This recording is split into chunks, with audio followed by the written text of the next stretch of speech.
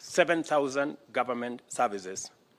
I think 5,000 will be complete by the end of this month to make it much more easier for citizens to access government services and for investors and entrepreneurs to do business with Kenya.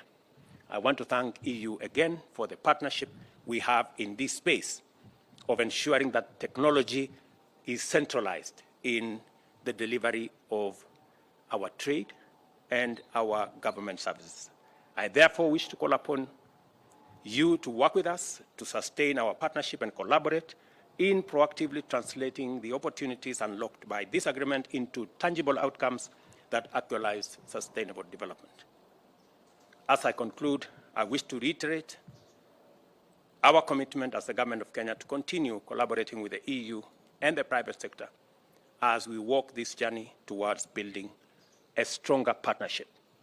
I look forward again to a conversation with the EU Parliament later this year on the big subject of what we can do together, sustainable agriculture, managing climate crisis that we have, and a candid discussion on a new partnership agreement around our international financing or financial architecture.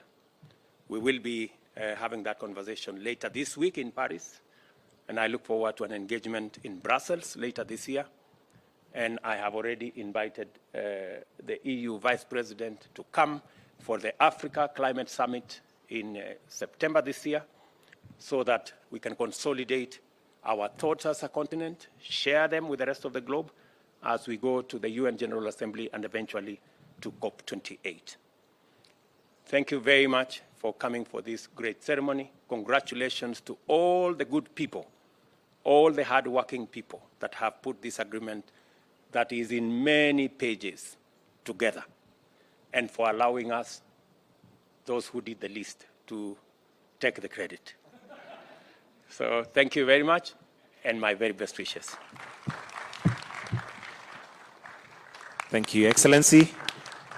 Distinguished guests, ladies and gentlemen, we've come to the end of this session, and we'll allow His Excellency to retreat. Then the rest of us will kindly